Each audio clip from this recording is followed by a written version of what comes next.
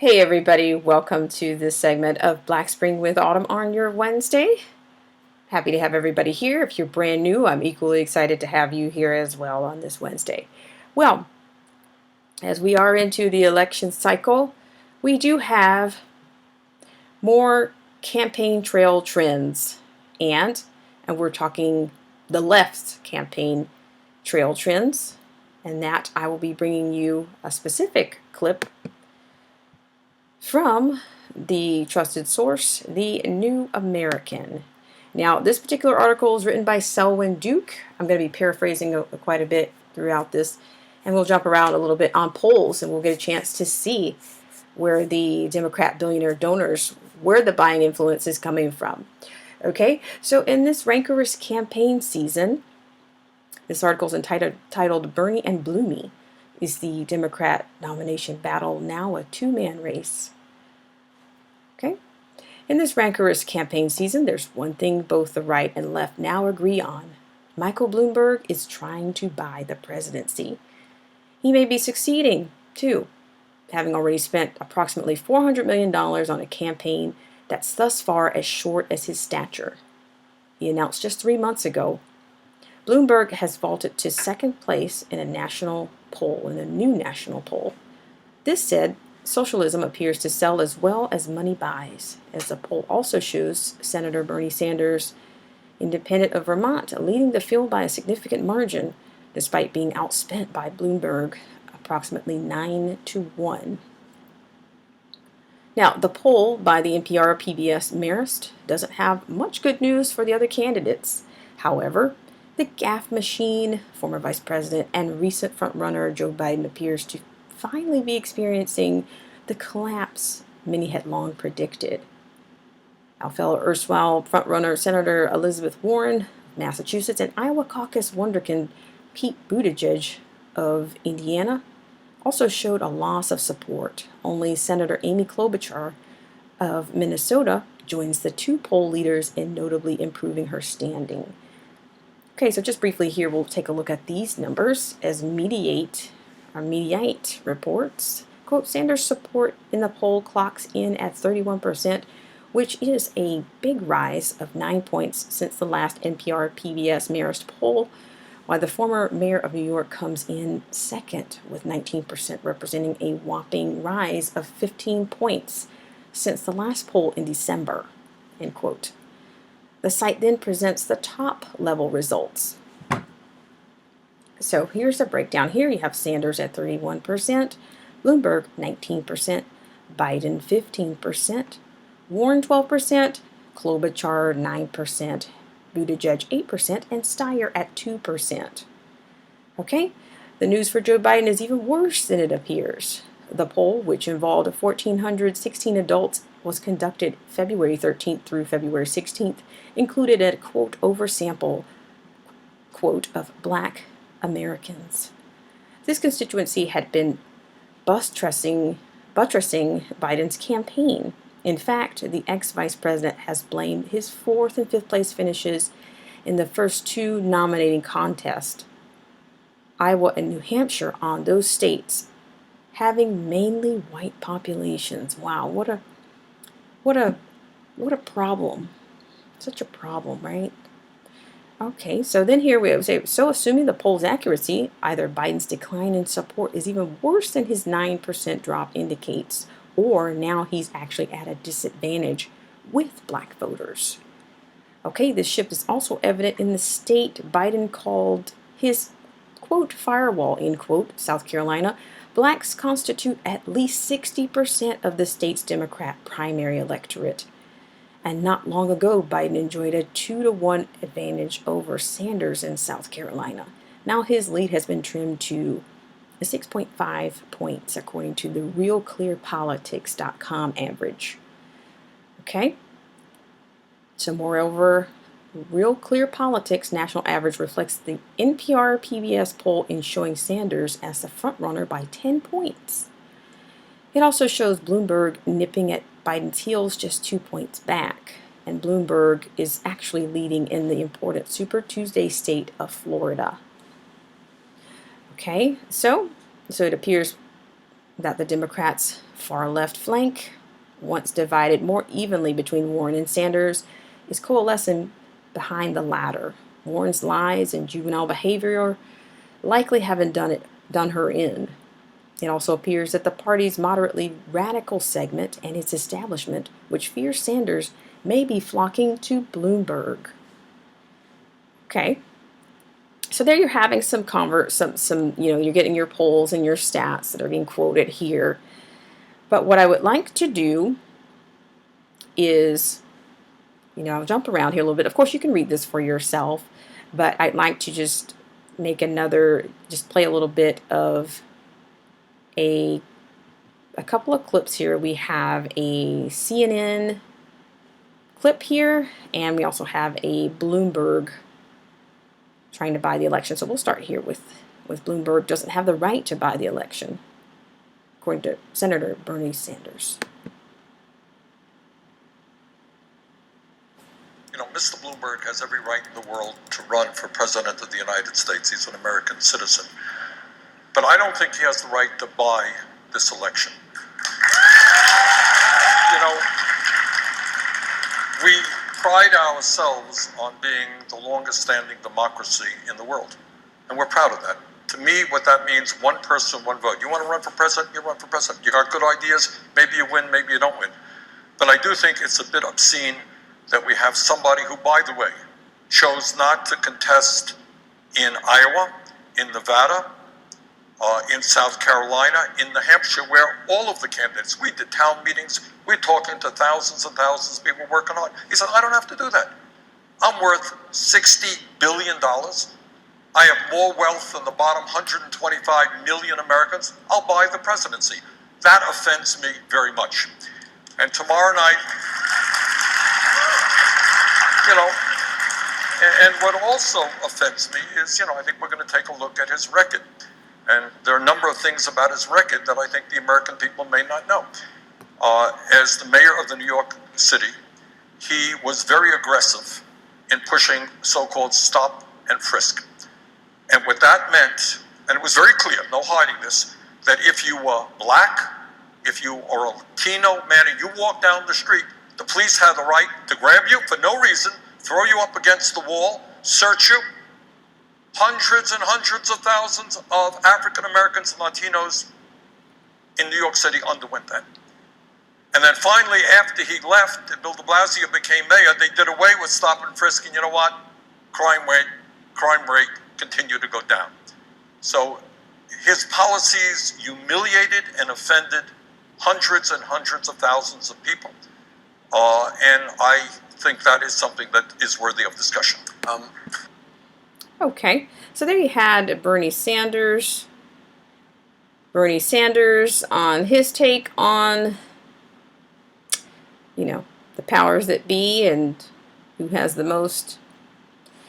And now we're going to have a clip. I'm going to play you the clip from Tucker Carlson with Bloomberg is trying to buy the election. So let's have that clip.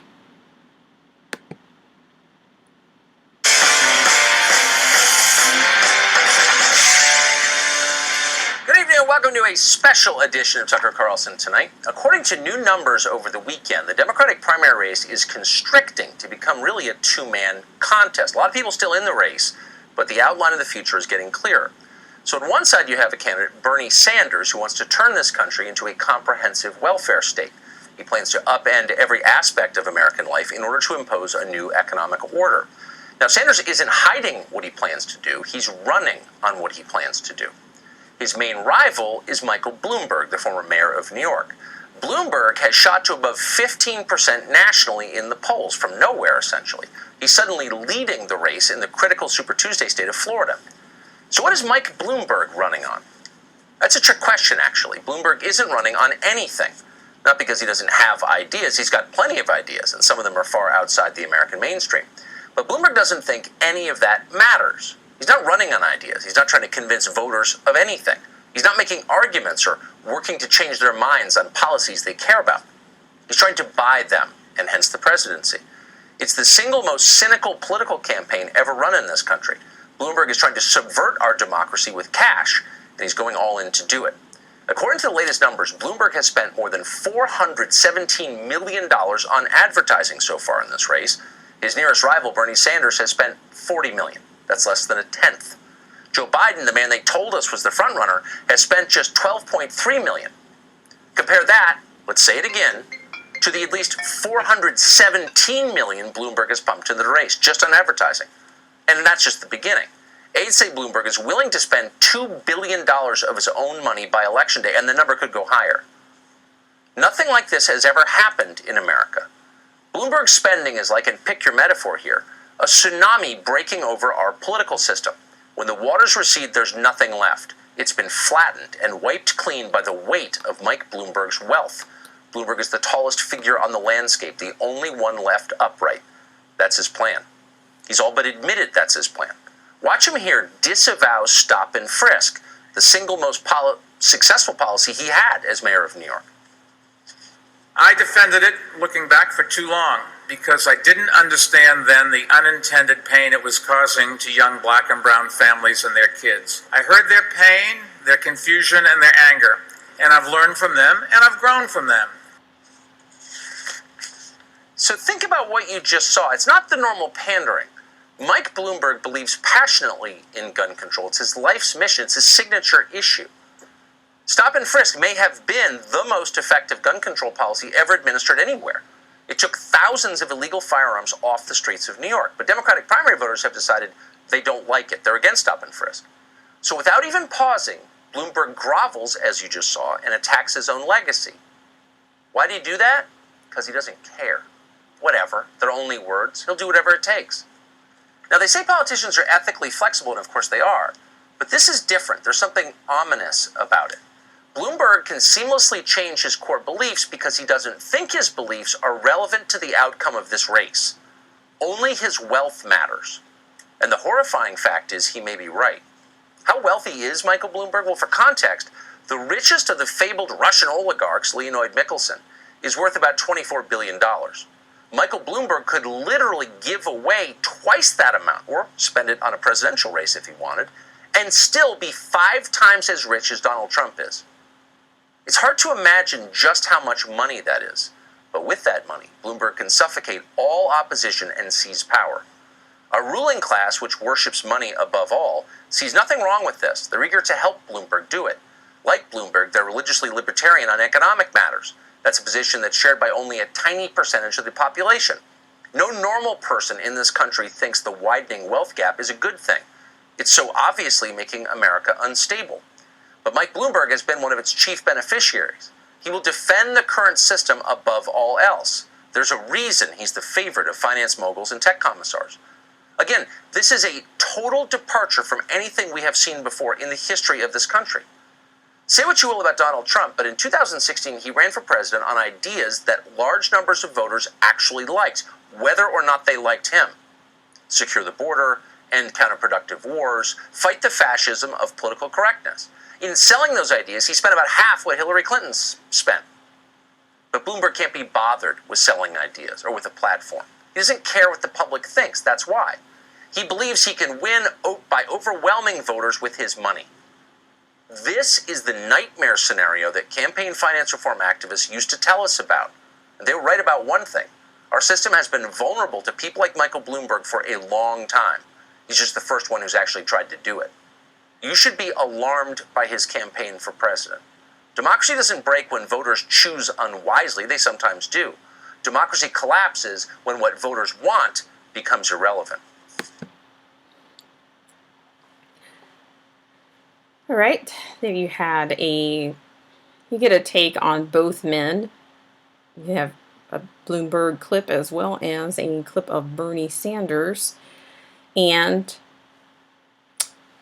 you have you see that there's quite a few similarities between the two. They're both capitalist. They both have Marxist ideas. It just so happens that one of them has more capital than the other, and they're both representative of the Jewish community. Whether they're practicing, don't fact check me, whether they're practicing Jewish Jews or not, I won't comment on that. But those are the similarities there. So with looking at the front runners, looking at the two-man angle of this, I thought, why not take a look at what we have is the viable opposition. Now this comes from viableopposition.blogspot. And here, this particular article focuses on, it's titled The Democrats' Billionaire Donors Buying Influence for the 2020 Election. So we're looking at the flip side of the coin. We're looking at we're going to look at an overall flip side.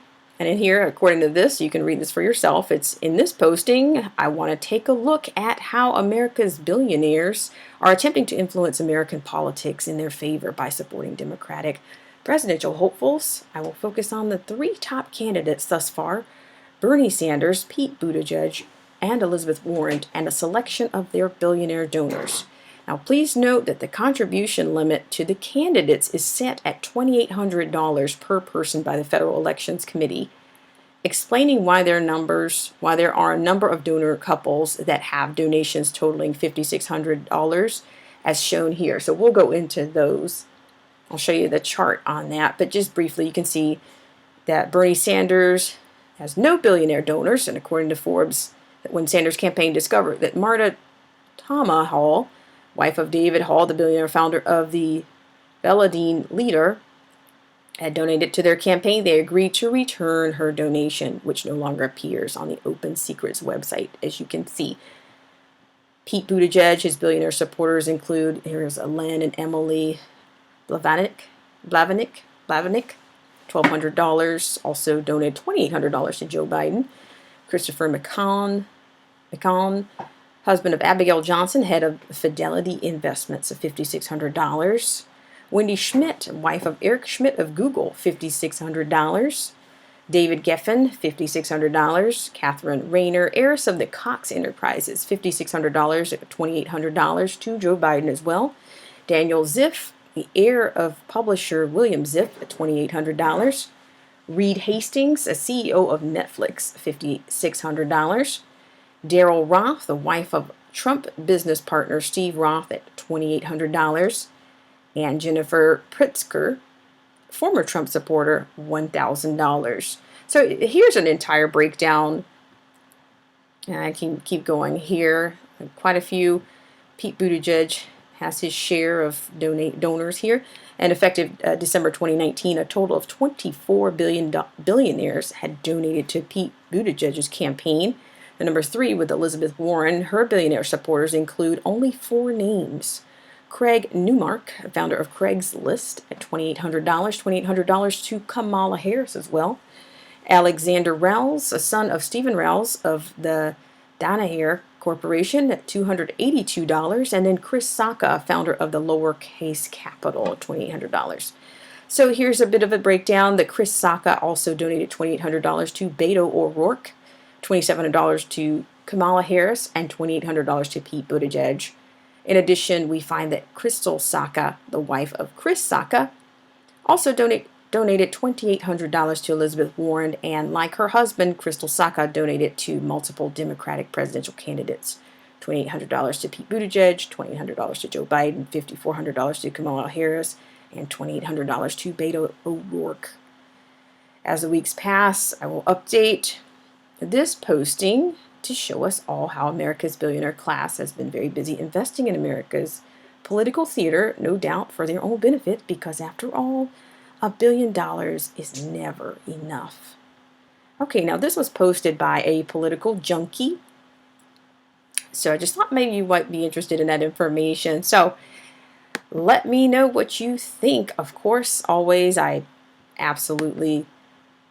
I'm always happy to have everyone here and to discuss what's happening on the campaign trails on both sides. But you can also see where the river runs dry for the billionaires. So please let me know what you think in the comments. Like, share, subscribe if you don't like it. That's feedback as well. I'd love to hear your comments and your concerns. And please hit that subscription bell for notifications for more segments with Black Spring with Autumn, as well as panels that are coming up. I thank you guys again for tuning in to this segment of Black Spring with Autumn. Have a great Wednesday.